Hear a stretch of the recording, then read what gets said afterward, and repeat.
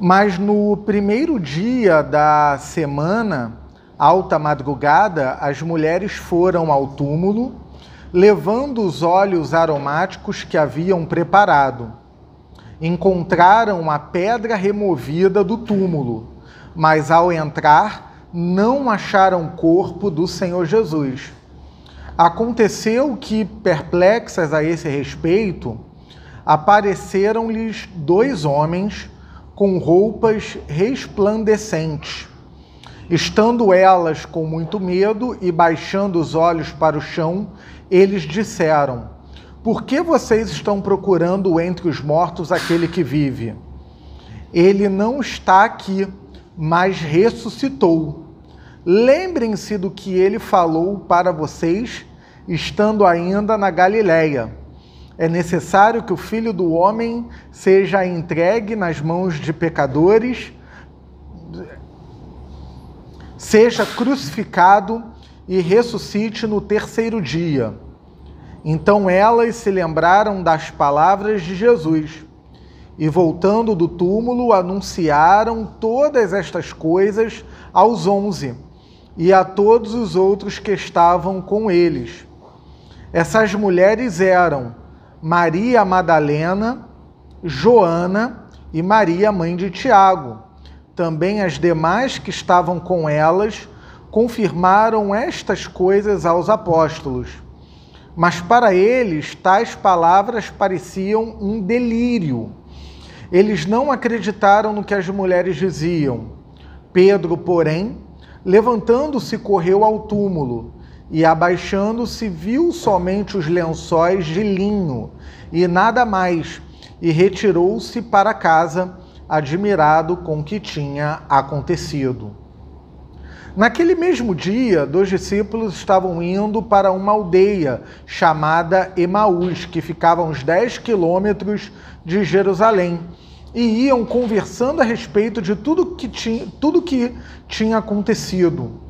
Enquanto conversavam e discutiam, o próprio Jesus se aproximou e ia com eles, porém, os olhos deles estavam como que impedidos de o reconhecer. Então ele lhes perguntou: o que é que vocês estão discutindo pelo caminho? E eles pararam entristecidos. Um, porém, chamado Cleopas, respondeu: será que você é o único que esteve em Jerusalém e não sabe o que aconteceu lá nestes últimos dias? Ele lhes perguntou: do que se trata? Eles explicaram: aquilo que aconteceu com Jesus o Nazareno, que era profeta, poderoso em obras e palavras diante de Deus e de todo o povo, e como os principais sacerdotes e as nossas autoridades o entregaram para ser condenado à morte e o crucificaram. Nós esperávamos que fosse ele quem havia de redimir Israel, mas depois de tudo isto, já estamos no 3º dia desde que essas coisas aconteceram. É verdade também que algumas mulheres do nosso grupo nos surpreenderam. Indo de madrugada ao túmulo e não achando o corpo de Jesus, voltaram dizendo que tinham tido uma visão de anjos, os quais afirmam que ele vive. De fato, alguns dos nossos foram ao túmulo e verificaram a exatidão do que as mulheres disseram, mas não o viram. Então ele lhes disse: como vocês são insensatos e demoram para crer em tudo que os profetas disseram. Não é verdade que o Cristo tinha de sofrer e entrar na sua glória? E começando por Moisés e todos os profetas, explicou-lhes o que constava a respeito dele em todas as Escrituras. Quando se aproximavam da aldeia para onde iam, ele fez menção de passar adiante. Mas eles o convenceram a ficar, dizendo: fique conosco, porque é tarde, e o dia já está chegando ao fim. E entrou para ficar com eles. E aconteceu que, quando estavam à mesa, ele pegou o pão e o abençoou, depois partiu o pão e o deu a eles. Então os olhos deles se abriram, e eles reconheceram Jesus, mas ele desapareceu da presença deles. e disseram um ao outro: não é verdade que o coração nos ardia no peito quando ele nos falava pelo caminho, quando nos explicava as Escrituras? E na mesma hora, levantando-se, voltaram para Jerusalém, onde acharam reunidos 11, e os outros com eles, os quais diziam: de fato, o Senhor ressuscitou e já apareceu a Simão. Então os dois contaram o que lhes tinha acontecido no caminho e como tinham reconhecido o Senhor no partir do pão. Falavam eles ainda estas coisas, quando Jesus apareceu no meio deles e lhes disse: que a paz esteja com vocês. Eles, porém, ficaram assustados e com medo, pensando que estavam vendo um espírito. Mas ele lhes disse: por que vocês estão assustados? E por que surgem dúvidas no coração de vocês? Vejam as minhas mãos e os meus pés, que sou eu mesmo. Toquem em mim e vejam que é verdade, porque o espírito não tem carne nem ossos, como vocês estão vendo que eu tenho. Dizendo isto, mostrou-lhes as mãos e os pés, e por não acreditarem eles ainda, por causa da alegria, e como estavam admirados, Jesus lhes disse: vocês têm alguma coisa para comer? Então lhe apresentaram um pedaço de peixe assado, e ele comeu na presença deles. A seguir, Jesus lhes disse: são estas as palavras que eu lhes falei. Estando ainda com vocês, era necessário que se cumprisse tudo o que está escrito a respeito de mim na lei de Moisés, nos profetas e nos salmos. Então lhes abriu o entendimento para compreenderem as Escrituras e disse-lhes: assim está escrito que o Cristo tinha de sofrer, ressuscitar dentre os mortos no terceiro dia, e que em seu nome se pregasse arrependimento para a remissão de pecados a todas as nações, começando em Jerusalém. Vocês são testemunhas destas coisas. Eis que envio sobre vocês a promessa de meu Pai. Permaneçam, pois, na cidade, até que vocês sejam revestidos do poder que vem do alto. Então Jesus os levou para fora até Betânia e, erguendo as mãos, os abençoou.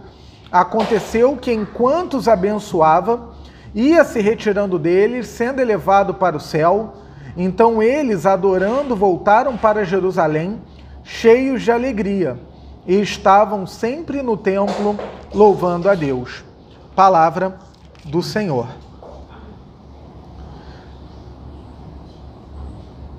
Deus Trino, tem misericórdia de nós. Estamos diante da Tua Palavra e da narrativa histórica da ressurreição. Que o Senhor dê-nos o Teu Espírito para testificar e testemunhar dentro de nós que a Tua Palavra, e tão somente a Tua Palavra, é inspirada de Ti. E abre os nossos olhos, Senhor, para que enxerguemos Jesus como centro das Escrituras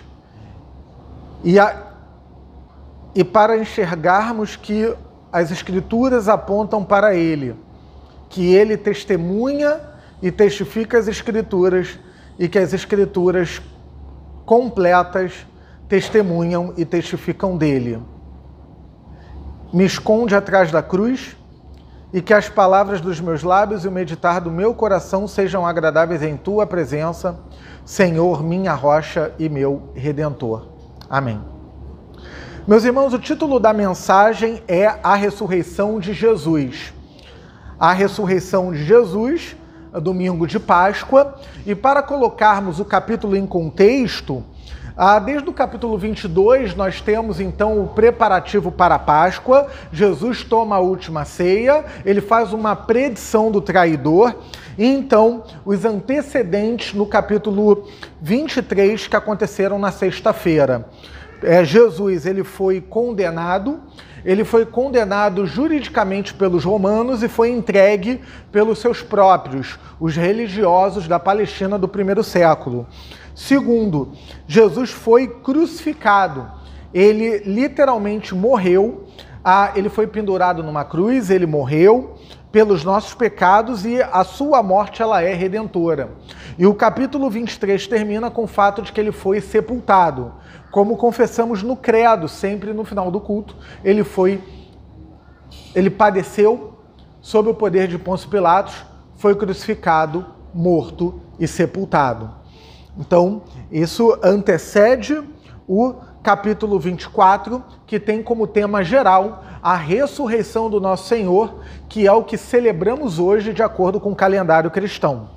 Então, o capítulo em questão tem 4 cenas, ok? A cena 1, que vai do verso 1 a 12, a cena 2, do 13 ao 35, a cena 3, do 36 ao 49, e a cena 4, do 50 ao 53. Então, a primeira cena, ela tem como tema o túmulo vazio. As mulheres foram até o sepulcro, ele era lacrado com uma pedra, tá? Ele tinha o selo mostrando a autoridade romana, e o túmulo era guardado por 2 militares, por assim dizer, 2 soldados da guarda pretoriana de Roma. Elas chegaram lá, o capítulo fala quem são as mulheres: Maria Madalena, uma ex-meretriz, da qual foi expulsa, teve expulsa de si 7 demônios, uma outra senhora chamada Joana, e a Maria, mãe de Tiago, provavelmente aqui a mãe do Senhor. Então, essas mulheres encontram o túmulo vazio e 2 mensageiros, anjos, pelas roupas resplandecentes, que naquele final de madrugada ofuscava um pouco a visão das mulheres. Eles informaram aquelas senhoras que Jesus ressuscitou e que elas deveriam então passar a informação adiante para os 11, lembrando que Judas, o traidor, não estava mais com o grupo, os 11 e os outros discípulos que estavam ao redor. Lembrando que naquela época, no contexto jurídico, pensando em tribunal, o testemunho das mulheres era uma sociedade muito diferente da qual nós temos hoje. O testemunho das mulheres não tinha valor no tribunal. Então, toda vez que elas testemunhavam um fato, alguém tinha que fazer a verificação se de fato aquilo que estava sendo dito era real. Então, por causa disso, quando as 3 senhoras chegam aos discípulos e contam, Pedro vai exercendo sua liderança sobre o grupo imediatamente ao túmulo e encontra que o túmulo estava vazio. Pedro vai ao túmulo e Pedro encontra esse túmulo vazio. A segunda cena vai do verso 13 ao verso 35. A aparição. Se a primeira cena fala do túmulo vazio, a segunda fala da aparição de Jesus na estrada para Emaús, dos versos 13 ao 35. Então aqui nós temos a primeira de 3 aparições que o Senhor Jesus vai fazer no capítulo 24, ressurreto em carne, em corpo, como o próprio texto comprova, ele come, tá? Ele comprova, não era ali um espírito, tá? Não era uma ilusão, não era um ectoplasma ou fantasminha Gasparzinho, né? Não, era o próprio Senhor ressurreto em carne, dando provas da sua própria ressurreição. Então, na segunda cena, na aparição de Jesus na estrada para Emaús, essa é a primeira das 3 aparições que ele faz no capítulo 24 do Evangelho de Lucas. Então, um dos discípulos se chama Cleopas, o outro, o texto não fala seu nome, e o que o Senhor Jesus faz aqui, ao encontrá-los e vocês percebem no texto que há uma lentidão da parte dos discípulos em enxergarem que ali estava o próprio Senhor ressurreto. Então, Jesus ele faz uma pergunta retórica, óbvio que ele era Jesus, foi com ele que as coisas aconteceram, ele sabia então de tudo que estava acontecendo, mas ele faz uma pergunta retórica e à medida que os discípulos respondem, Jesus então instrui os discípulos, explica àqueles discípulos o cumprimento das Escrituras. Jesus ensina, Jesus faz a tríplice divisão da Bíblia hebraica, lei, salmos e profetas, né? E então Jesus explica que toda aquela revelação bíblica, toda a escritura hebraica aponta para ele. Jesus ensina e instrui aos discípulos que ele é o cumprimento das Escrituras. E isso, o texto fala, ardeu o coração dos discípulos.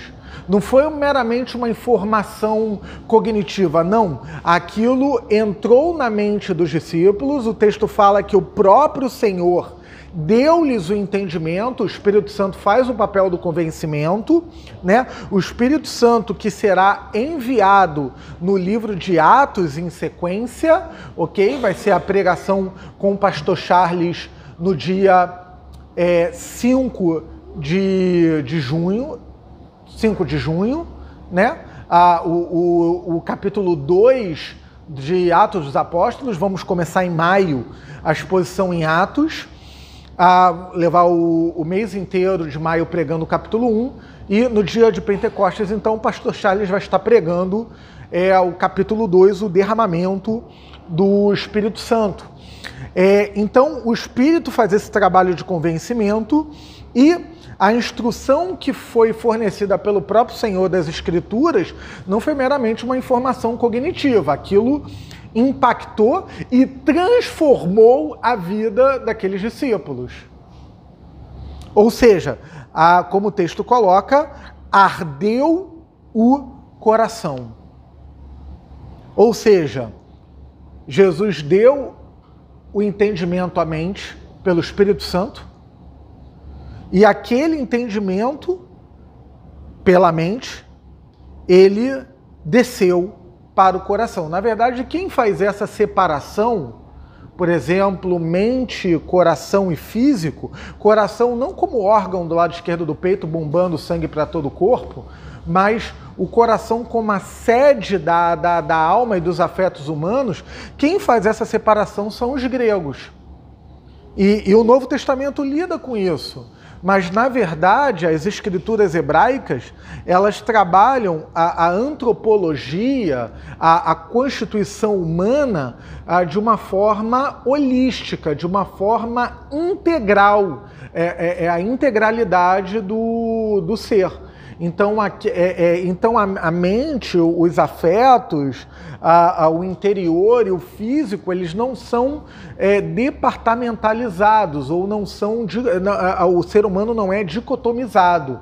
É uma unidade psicossomática indissolúvel, né? Aquilo que afeta uma parte afeta o todo, né? Então, por que eu estou falando isso? Porque a verdade teológica que Jesus ministrou aos discípulos não foi apenas um entendimento, mas foi algo que impactou a vida, foi algo que ardeu o coração e foi algo que transformou a vida e a caminhada daqueles discípulos. Então, aqueles discípulos com o coração ardendo foram e contaram a outros.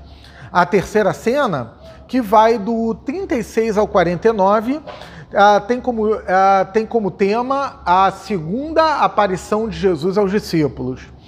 Então aqui é comprovada, como eu falei, a realidade do corpo ressurreto e glorificado do Senhor Jesus Cristo. E alguns acharam, se confundiram, pensando que era um espírito, pensando que isso foi dito na antiguidade, não pela parte dos discípulos, mas por outros que a ressurreição foi uma ilusão ou era ali meramente um espírito, um entendimento errado de que o corpo humano é essencialmente mal na sua criação, não. Lembram de Gênesis? Ele é essencialmente mal por causa do pecado, por causa da queda, mas ele não foi criado assim. Então, alguns vão dizer, se fazendo valer da filosofia de Platão, de que a carne é essencialmente má, então Jesus não pode ter vindo em carne. Eu já vi crentes, eu já vi até oficiais de igreja com uma longa estrada na igreja falarem esse tipo de coisa. Não, a carne é má, Jesus não pode estar em carne. Então isso é muito sério, né? Então aqui Jesus ele está comprovando a realidade de que a sua ressurreição ela foi corporal. E que o corpo de Jesus está ressurreto, até hoje. E que ele foi glorificado. E então Jesus explica novamente o ponto central da história da salvação. E o ponto central da história da humanidade, qual é? A necessidade da morte de Jesus para a remissão dos nossos pecados e a sua ressurreição dentre os mortos. E esses eventos aconteceram não como um acidente de percurso, mas como um desígnio, um cumprimento da providência de Deus, um plano da providência de Deus. Jesus não morreu como um acidente de percurso. Jesus não morreu simplesmente porque foi pego. Deus soberanamente estava guiando todos os acontecimentos.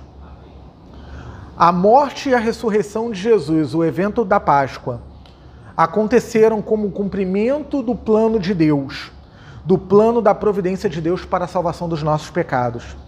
E o entendimento das Escrituras dado pelo próprio Cristo para a proclamação da redenção. Ou seja, novamente, por que aqueles homens e mulheres tinham uma lentidão em aprenderem? Porque por mais que eles tivessem contato com as Escrituras, o texto mostra uma dependência do Deus Trino, uma dependência da graça e do Espírito Santo para o entendimento das Escrituras. E Jesus está mostrando que essa história da salvação ela continua. Um exemplo que eu gosto muito de usar em sala de aula é uma corrida do atletismo com um bastão. A corrida de revezamento que vai passando de mão em mão. Então Jesus está passando o bastão, falando que a história da salvação continua. A promessa do Espírito Santo, a promessa que vem do alto. Como eu falei, essa promessa, o texto dela será pregado no primeiro domingo de junho, no dia de Pentecostes, e vai ser, o pastor Charles vai pregar texto de Pentecostes.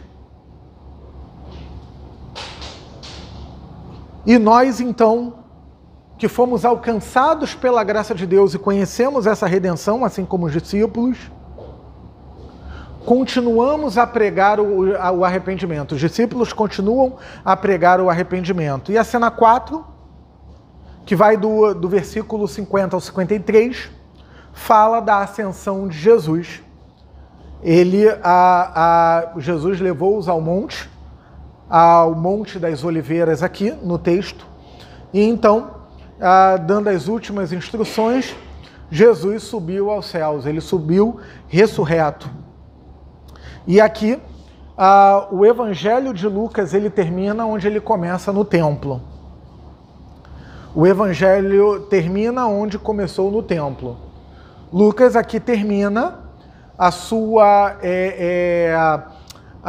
dentro da inspiração bíblica, o seu registro, com foco na história da salvação, na história da redenção, para proclamar que Deus aceita pecadores em Cristo. E Lucas, ele então começa no templo, termina no templo, mostrando que aquilo que veio primeiro para Israel é levado também para todos os gentios por meio de Cristo, por meio da pregação da salvação.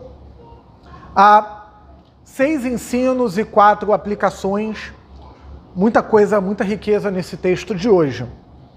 O primeiro ensino, meus irmãos, a realidade da ressurreição corporal de Jesus e a vitória sobre a morte. Então, como eu falei, os antigos gnósticos vão tomar a filosofia de Platão e falar que, olha, a carne é essencialmente má, então Jesus não pode ter ressurreto porque a carne é má.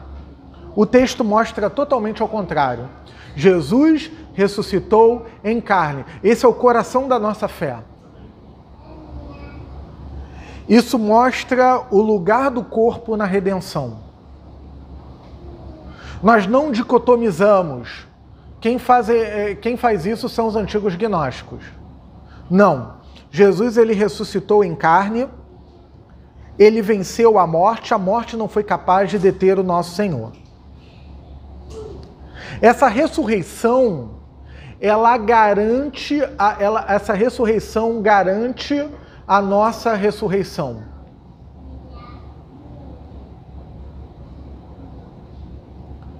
Jesus é o primeiro ressurreto e aquele que inaugura a ressurreição dentre os mortos. Isso significa que nós também vamos ressuscitar. Todo aquele que foi alcançado pela graça de Deus, confessou a fé em Cristo, todo aquele que, pela graça de Deus, se tornou um discípulo de Jesus, também não será vencido pela morte. Sim, vamos passar por ela, se Cristo não voltar em nossa geração. Mas a morte, ela não é a última palavra para nós. Nós vivemos debaixo da esperança da ressurreição. Nós vivemos à sombra da esperança da ressurreição. Assim como a morte não deteve Jesus, a morte também, ainda que passemos por ela, Jesus também passou, nós vamos ressuscitar. O segundo ensino é o papel das mulheres na obra de Deus. Em linhas gerais, aqui a gente tem que compreender uma coisa a nível de pressuposto, irmãos. A agenda da Bíblia não é a agenda secular. A agenda da Bíblia, ela responde à agenda secular. E a agenda da Bíblia, a agenda da Bíblia tira todo mundo da zona de conforto, seja progressista, seja conservador. Ela tira todo mundo da zona de conforto, porque a agenda da Bíblia não é sobre nós, mas é sobre um Deus cheio de glória e majestade que nos aceita em Cristo. Então, a Bíblia, ela apresenta as mulheres como as primeiras a enxergarem as primeiras a terem a notícia da ressurreição. Meus irmãos, se a Bíblia fosse falsa, isso nunca estaria nesse texto. Lembram que eu expliquei do contexto? Da necessidade de um homem verificar o dito de uma mulher por conta do contexto da época? Então, a agenda da Bíblia é uma agenda de reconciliação de gêneros. A agenda secular separa, mas a agenda da Escritura reconcilia. Porque o Evangelho é reconciliação com Deus. E a partir da reconciliação com Deus, reconciliação uns com os outros. E ainda que a Bíblia fale, no contexto da família e da igreja, de uma liderança masculina, ela de maneira alguma ofusca a participação feminina na obra de Deus. Não sou eu, é o texto. Quem foram as primeiras a chegarem no cemitério? Foram 3 senhoras. Então as mulheres, elas têm a sua participação na história da redenção. Em que sentido? No sentido de que elas também servem na obra de Deus. Ainda que algumas, não é o ponto do texto, algumas questões do ofício na igreja sejam restritos aos homens. Mas esse é um outro ponto. Deixe-me dar um exemplo. Eu sou apaixonado, e todo mundo sabe que me conhece sabe disso, eu sou apaixonado por história da igreja. É a disciplina que eu mais gosto e durante a semana eu ensino isso em instituições com muita paixão. E é interessante, à medida que eu vou conhecendo a história da igreja, que um tema que eu gostaria de pesquisar junto até a Eulina por exemplo, um tema que eu acho ele é pouco divulgado, ele é pouco conhecido, e ele pode ser surpresa para alguns, é sobre a participação das mulheres na Reforma Protestante. Vocês sempre ouvem nós falarmos, por exemplo, de Lutero, Martinho Lutero, Eurico Zwinglio, João Calvino, Martin Butzer, dentre tantos outros heróis. Mas esses homens, eles foram assistidos por nobres mulheres. Por exemplo, uma alemã chamada Argula Schuambach, ela foi uma senhora que ela era uma poetisa, ela escreveu poemas e comentários sobre salmos e foi uma auxiliadora de Lutero na obra da Reforma da Alemanha. Sua esposa, Catarina von Bora, também foi uma mulher que também muito ajudou o reformador Lutero com algumas de suas habilidades, sobretudo na administração. Enquanto Lutero se dedicava à obra da Reforma, eles moravam numa casa grande, hospedavam muita gente, e ela que administrava tudo isso, ela tinha essas habilidades de gestão, numa época que não tinha curso na FGV. Hildebrandt, e dentre tantas outras que eu poderia aqui citar, que foram mulheres que cooperaram com a obra da Reforma. Então, minhas irmãs, vocês também são cooperadoras na obra de Deus. As mulheres também participam da obra de Deus. Um outro ensino é a veracidade das Escrituras e o seu cumprimento em Cristo, o seu eixo. Então, todo o texto da Escritura, ele aponta para Cristo, seja como promessa ou seja como cumprimento. Então, a gente não lê o Antigo Testamento a parte de Cristo. O Antigo Testamento, seja como tipo, seja como sombra, o Antigo Testamento é sobre ele. O Antigo Testamento aponta para Cristo, seja a sua pessoa, seja o seu ensino, ou os seus ensinos, ou seja, a sua obra redentora na cruz do Calvário. É tudo sobre ele. A Escritura é toda sobre Jesus. Ele é o cumprimento das Escrituras, ele é o centro.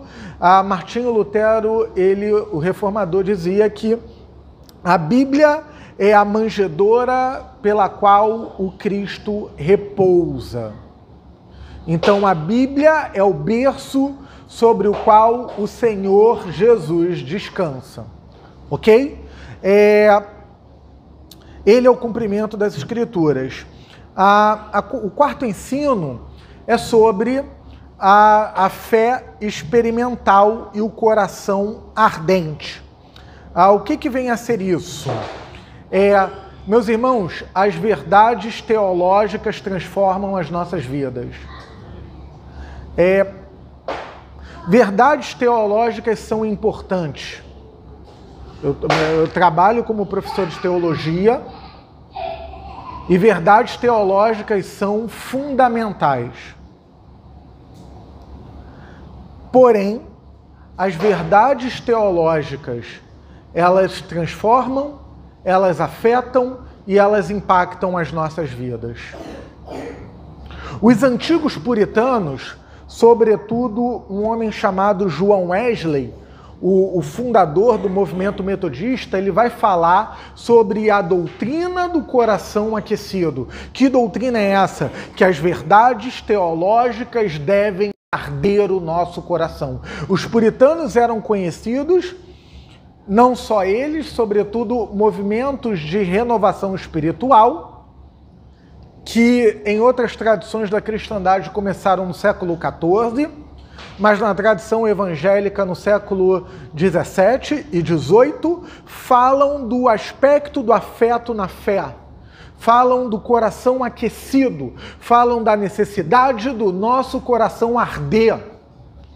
Então a ressurreição ela é uma verdade histórica, ela é uma verdade teológica, mas ela tem que afetar os nossos corações e as nossas vidas, senão não vai fazer sentido nenhum nas nossas vidas. Com a graça de Deus hoje, a igreja como um todo tem despertado mais para o estudo, e nós louvamos a Deus por isso. Mas um pastor, o qual eu fiz curso com ele, certa ocasião virou para jovens que chegaram em sua comunidade muito empolgados e citando teólogos puritanos, citando pregadores reformados, e esse pastor disse o seguinte: ok, muito bom, vocês têm um bom conhecimento, mas se vocês não levantarem mais cedo e não derem carona para as senhoras de idade que vêm para a igreja de transporte público, eu não vou acreditar na conversão de vocês. Eu fico muito decepcionado quando eu vejo as redes sociais. Em algum sentido elas me fazem mal, porque eu louvo a Deus por jovens que estão estudando, eu louvo a Deus por jovens que estão mergulhando nas verdades de Deus, que estão mergulhando na revelação bíblica, mas, no entanto, as verdades não transformam, não quebrantam seu coração. Vão para a internet de forma veroz, debater as verdades, machucar o seu semelhante, quando não entenderam o Evangelho. Não entenderam que essas verdades lindas e maravilhosas que nos são reveladas pelo Senhor. Irmãos, eu confesso que eu já fui assim, ok? Não estou criticando, eu estou falando, eu fui assim. E graças a Deus, por homens sábios que o Senhor colocou na minha vida para me instruírem, me corrigirem e me ajudarem a enxergar a realidade do reino da perspectiva correta. Que o papel das verdades reveladas é nos instruir no caminho, mas é também aquecer os nossos corações. Então, aqui você tem a questão do que os puritanos chamavam de fé experimental, das verdades bíblicas impactarem, transformarem as nossas vidas e manter o nosso coração ardendo pelo Senhor. Um outro ensino, a continuidade da história da salvação. Você tem a ressurreição do Senhor, mas você também tem a continuação, que é a ascensão e o Pentecostes. A história da salvação ela não para por aí. A história da salvação ela não para em um evento.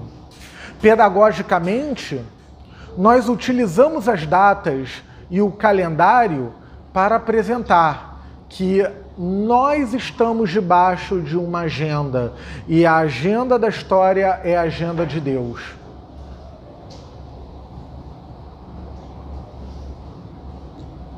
Ela não é uma agenda meramente religiosa, ela não é meramente uma agenda, ela não é uma agenda secular, mas é a história de Deus. E como Deus nos envolve em sua própria história algo que o pastor Charles fala muito, como nós somos envolvidos na história de Deus, ou como a nossa história faz parte de uma história maior. O quinto ensino, a ascensão de Jesus e o seu governo monárquico. Pouco falamos da ascensão. O texto fala da ressurreição, mas ele também fala da ascensão. Nós vamos pregar a ascensão no mês que vem em Atos. Jesus, ele sobe aos céus. Jesus, ele sobe aos céus, irmãos, isso é importante. Ele sobe aos céus em carne. O mesmo Jesus que ressuscitou em corpo é o mesmo Jesus que subiu aos céus em carne. E ele foi coroado à destra do Pai e ele governa todo o universo. Nós já vivemos o reino de Deus debaixo do seu governo, mesmo que ainda esse governo não tenha se manifesto em plenitude. E o último ensino, a sua bênção nos traz a alegria da salvação no louvor a Deus. Essas verdades teológicas, elas são bênção de Deus para o seu povo. E como consequência, essas verdades teológicas, elas trazem salvação. E salvação, ela nos traz alegria. Por isso que um crente amargurado, e irmãos, nós lutamos com isso porque estamos debaixo da queda, mas um crente amargurado é uma contradição de termos. Nós somos chamados a ter alegria na salvação, ao louvar a Deus. Por isso que a atividade do culto, ela é a mais importante para nós.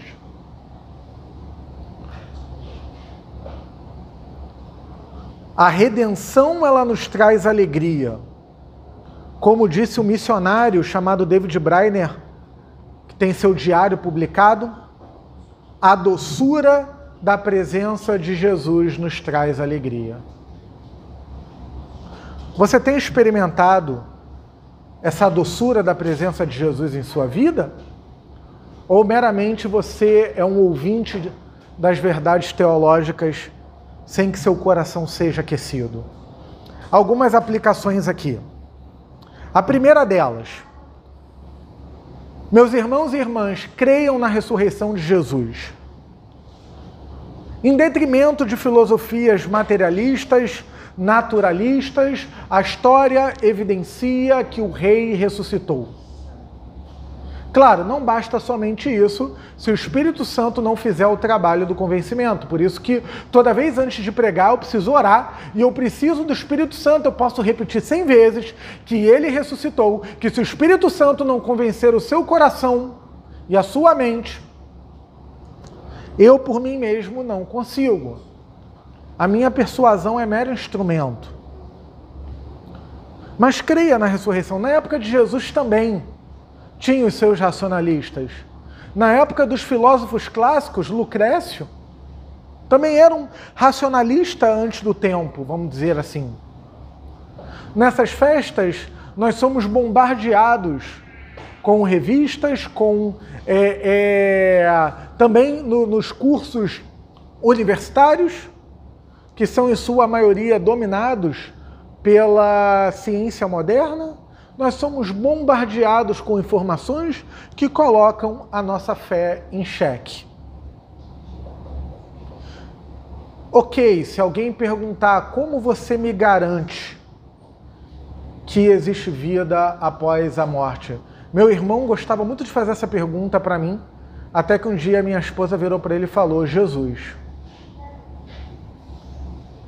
Ele me perguntava, mas como que você me garante que isso tudo é verdade? Ou como que você me garante que a vida eterna existe? Não, eu não garanto nada. Quem garante é Jesus.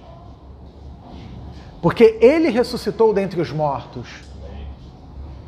Ele venceu a morte. Veja bem,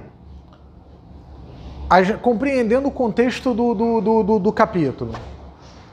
Você tinha uma tumba que era como se fosse uma caverna. Você tinha uma pedra lacrada com o selo da autoridade romana e 2 soldados adestrados, versados no combate, guardando aquele túmulo.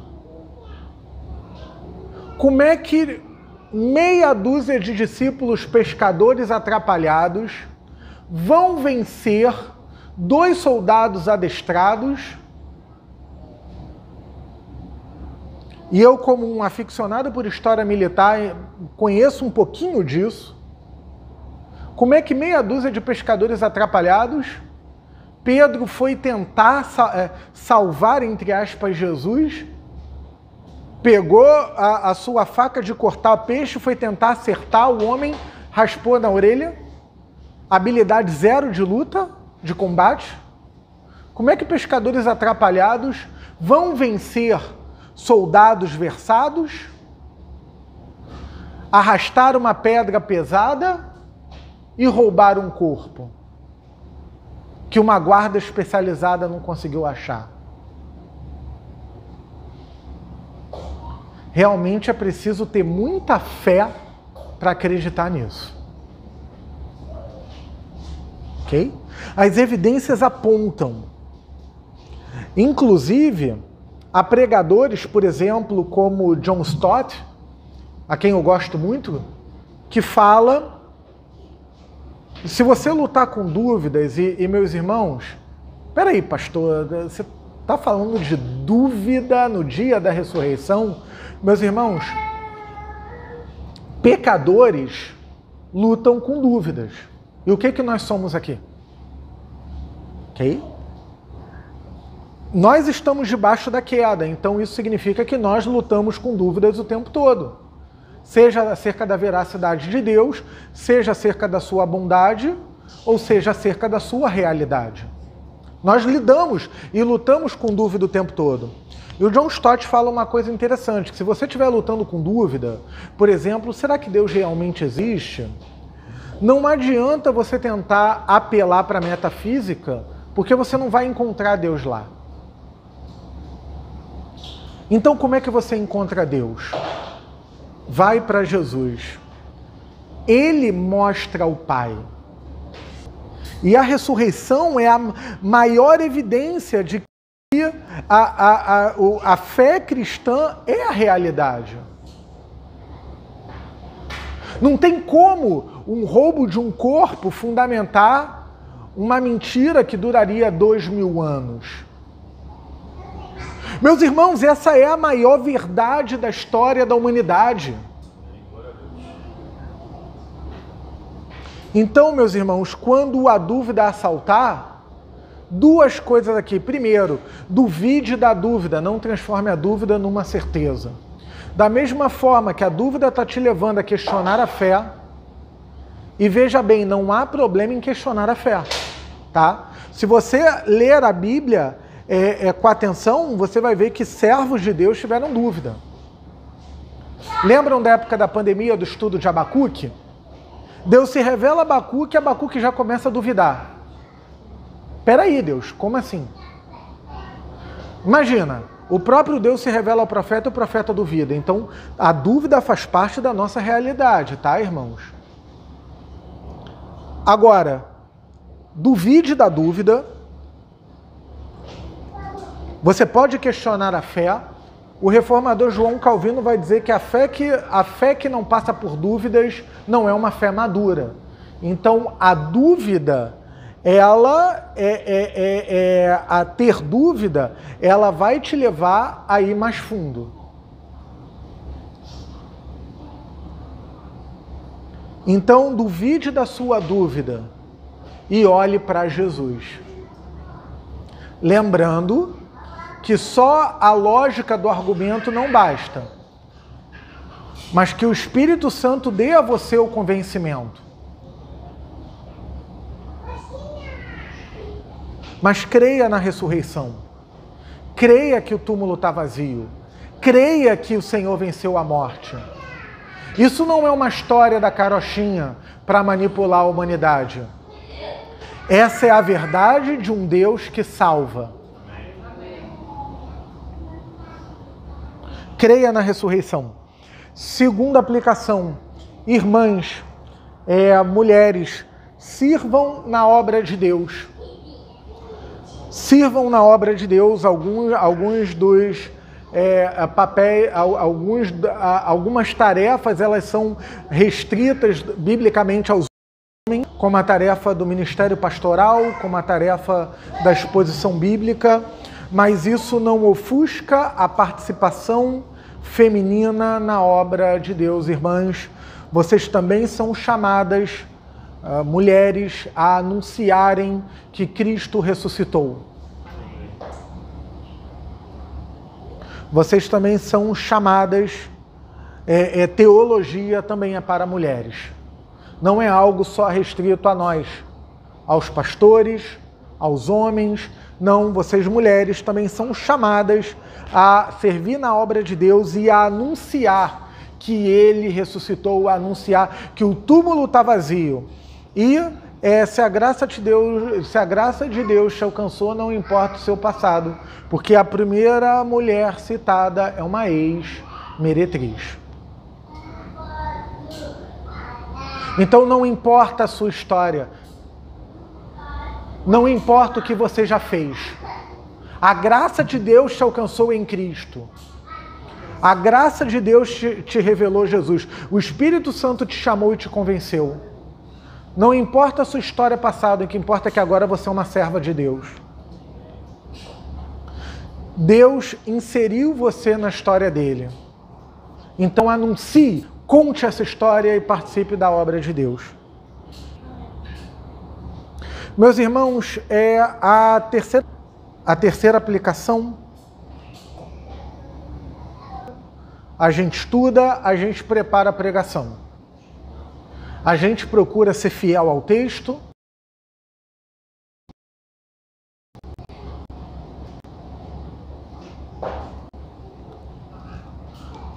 Mas mas esse sermão, esse esboço, é só um instrumento da graça de Deus. Sem a graça de Deus,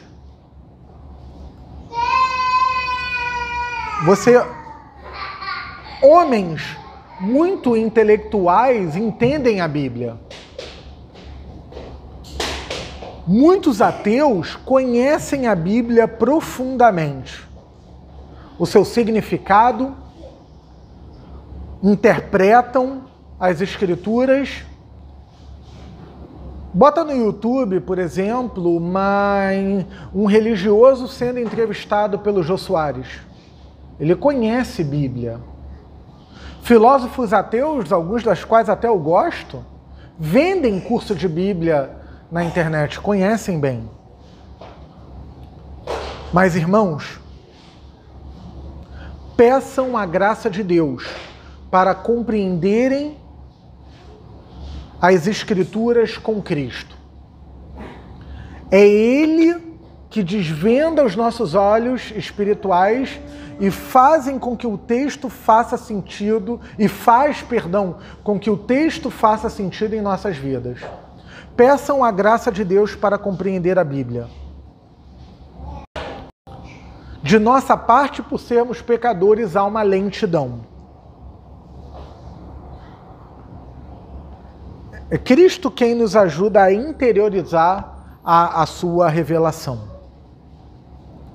Uma outra aplicação, meus irmãos, peçam a Deus para aquecer o coração de vocês com as verdades evangélicas aqui que são proclamadas. Eu quase sempre faço a mesma oração. Se você reparar, toda vez que eu vou pregar, eu faço uma mesma oração. Eu raramente mudo as palavras. Ela tem uma ordem. Pedir a visitação do Espírito Santo. Eu posso estudar, os cursos que eu fiz me treinaram para isso. Eu fui adestrado nisso. Mergulhar no texto, mergulhar do texto. Mas, meu irmão, nada disso faz sentido se o Espírito Santo não estiver aqui com a gente. Minha preocupação não é quantos views, eu estou falando de coração, vai ter na internet. Claro, a palavra propagada ajuda, não estou falando o contrário disso. Ou até mesmo a quantidade do auditório. Seja ele vazio, meio cheio ou totalmente cheio. Meus irmãos, eu preciso do Espírito Santo. Porque é Deus quem faz aquecer os nossos corações com as verdades evangélicas proclamadas aqui. Porque se não for isso, se não for isso, é um morto pregando para mortos. A congregação zumbi de mortos vivos. Sem o Espírito Santo, sangue de Jesus, literalmente, sangue de Jesus. Né? Eu fiquei com quanta vontade eu não tive de Pastor Charles, culto sexta-feira. Né? Foi culto sexta-feira, sangue de Jesus tem poder. E tem mesmo. Né? Meus irmãos, peçam para Deus aquecer o coração. Sábado à noite, peçam a Deus. Pastor Charles, peçam ao Senhor sábado. Senhor, aqueça meu coração com as verdades que vão ser pregadas amanhã. Domingo, acordou, peça para o Senhor na devocional de manhã, Senhor, aquece o coração com as verdades que vão ser pregadas. A nossa preocupação, Pastor Charles e eu, fale em nome dos pais, nossa preocupação não é ser conhecido na internet, não é bombar com os seguidores, não é imitar, fazer lacração teológica. A preocupação aqui é que as verdades proclamadas aqueçam os vossos corações, que vocês saiam com o coração ardendo e os olhos brilhando, porque Jesus ressuscitou, as Escrituras se cumpriram. E essa é a verdade revelada a nós. E por último, a última aplicação, adorem a Jesus e desfrutem da alegria da salvação. Meus irmãos, a semana ela é pesada. A semana ela é pesada. Meus treinos, eles ajudam na endorfina, na dopamina, na serotonina, eu saio leve, mas a semana ela é pesada. Até para quem trabalha, digamos, em instituições cristãs, mas a semana ela é pesada, porque a realidade ela está debaixo da queda. A semana ela é pesada. Mas no domingo, sim, é difícil acordar pela manhã. É difícil levantar. Mas Jesus ressuscitou e Ele nos chama a adorá-lo. Essa é a nossa principal atividade da semana.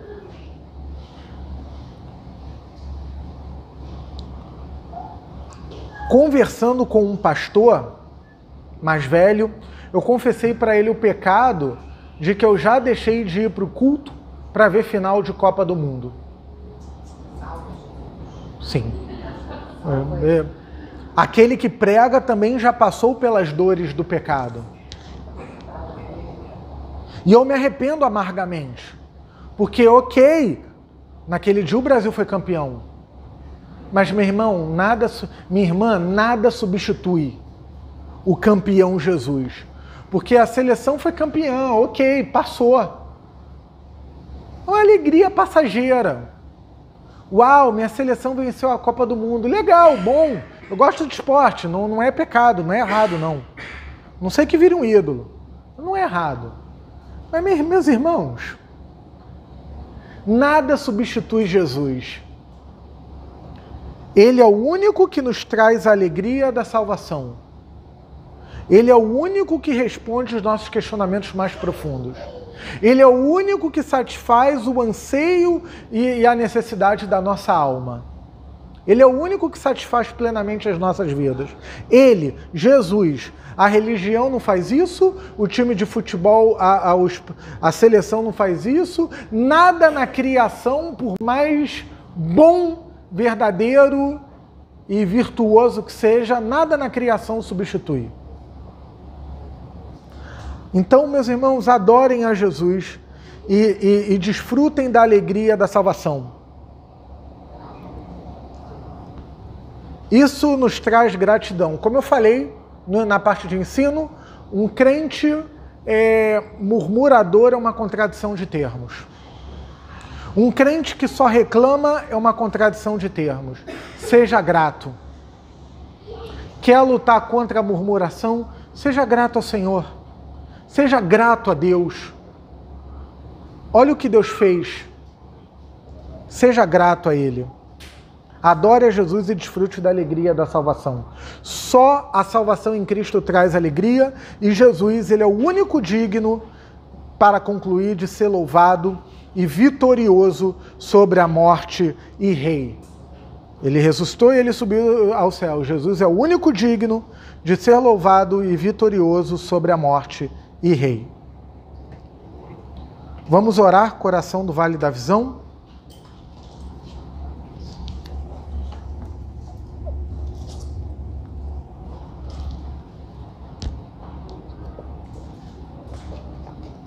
Ressurreição.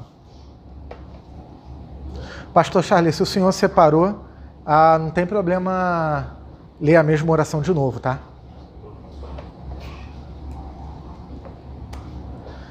Ressurreição. Ó Deus do meu êxodo, grande foi a alegria dos filhos de Israel, quando o Egito pereceu na praia. Muito maior a alegria quando o inimigo do meu Redentor foi esmagado no pó. Jesus avança como vencedor, conquistador sobre a morte, o inferno e toda sorte de oposição. Ele desata os laços da morte, esmaga os poderes das trevas e vive para todo sempre. Ele, minha graciosa garantia, preso para o pagamento da minha dívida, deixa a prisão do túmulo, livre e triunfante sobre o pecado, Satanás e a morte. Dá-me aqui a prova de que a sua oferta vicária é aceita, de que as reivindicações de justiça estão satisfeitas, de que o cetro do diabo foi quebrado, de que o trono da injustiça foi derribado. Dá-me a certeza de que em Cristo morri, nele sou ressurreto. Em sua vida vivo, em sua vitória triunfo, em sua ascensão serei glorificado. Adorável Redentor, tu que foste erguido sobre a cruz, ascendeste ao mais alto céu. Tu, que como homem de dores foste coroado com espinhos, és agora Senhor da vida, envolta em glória. Nenhuma vergonha havia sido mais profunda que a tua, nenhuma agonia mais amarga, nenhuma morte mais cruel. Nenhuma exaltação é agora mais elevada, nenhuma vida é mais gloriosa, nenhum advogado é mais eficaz. Em triunfo rumas levando cativos após ti teus inimigos. O que mais poderia ser feito que já não fizeste? Tua morte é minha vida, tua ressurreição é minha paz, tua ascensão é minha esperança, tuas orações são meu conforto. Que Deus vos abençoe.